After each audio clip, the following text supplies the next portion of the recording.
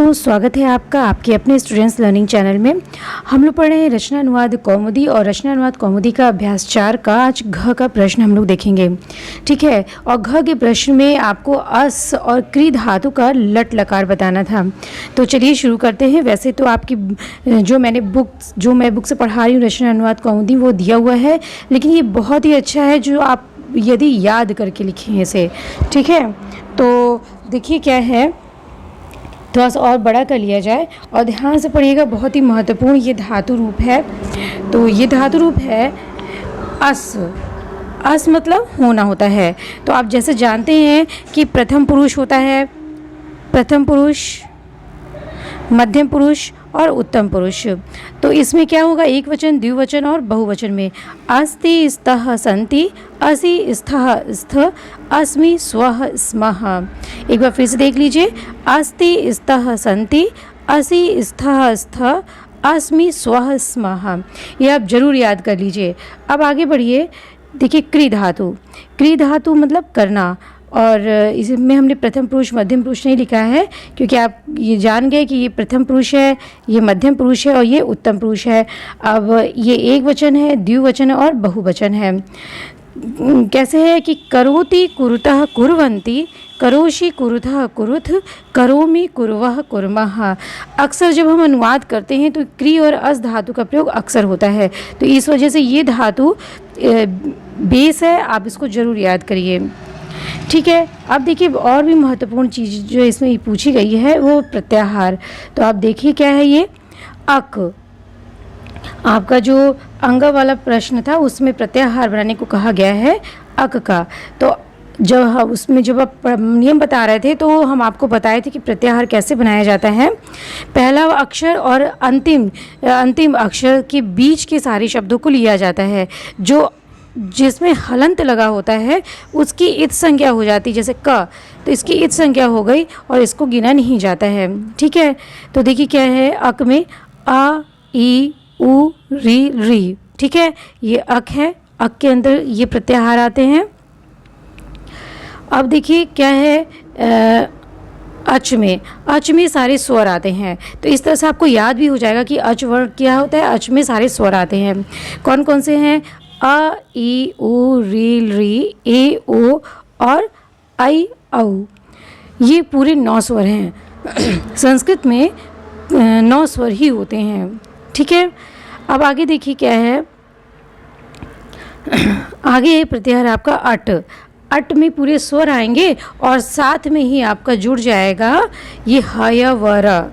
ठीक है, अ, ई, उ, री, ए, ओ, आई, औ, ह, य, व, र।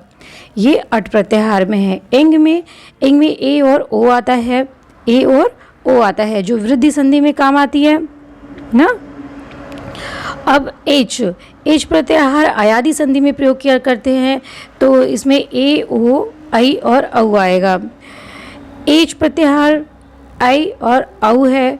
ठीक, आप माहेश्वर सूत्र जाइए। माहेश्वर सूत्र यदि याद किए हैं तो पहला वर्ण और अंतिम वर्ण को देखिए और उसके आधार पर जब आप टैली करके और पढ़ेंगे ना, ये तो मैंने लिख दिया है, जब आप टैली करके पढ़ेंगे तो आपको और भी अच्छे से याद हो जाएगा। यड़ प्रत्याहार में य, व, र, ल आता है। ठीक है, य, व, र, ल। हर्ष प्रत्याहार देखिए दोस्तों, ये देखिए ये य, व, र, ल। फिर उसके बाद देखिए वर्गों का पंचम वर्ण आ रहा है। इ, म, अंग, ड़, न, झ, भ, घ, ढ, ध। ये चतुर्थ वर्ण है, वर्गों का चतुर्थ वर्ण। और ज, ब, ग, ढ, ध ये वर्गों का तृतीय वर्ण है। तो इसका तात्पर्य है कि य, व, र, ल के साथ साथ, हाँ, ये य, व, र, ल के साथ साथ ये जो अंतस्थ वर्ण है, इनके साथ साथ ये अंतस्थ वर्ण है ना, इसके साथ साथ आपका वर्गों का पंचम, चतुर्थ और तृतीय वर्ण आता है। अब आगे देखिए कौन सा प्रत्याहार है। ये सारे प्रत्याहार हर्ष, झष, जल ये सब व्यंजन संधि में अक्सर पूछे जाते हैं। झष प्रत्याहार, इस झष से कह देने से में ये सिर्फ झष मात्र कह देंगे तो इसके अंदर कौन कौन से वर्ण आ जाएंगे तो देख लीजिए।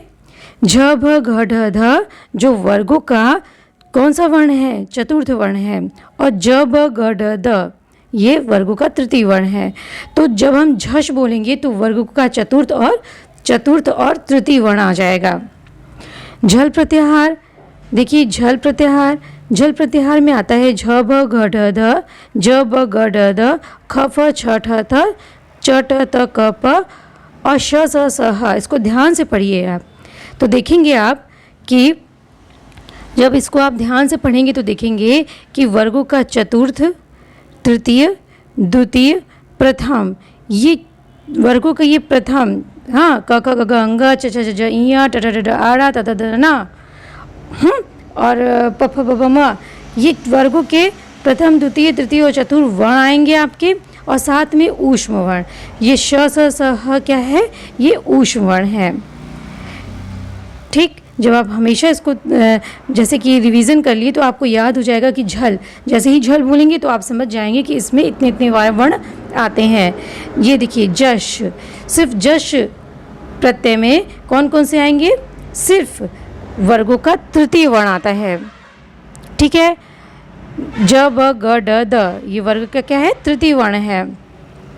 छ प्रत्याहार में आपका प्रत्यय में आएगा आपका छ ठ थ च ट त। ये देखिए ध्यान से देखिए, तो च ट त और छ ठ थ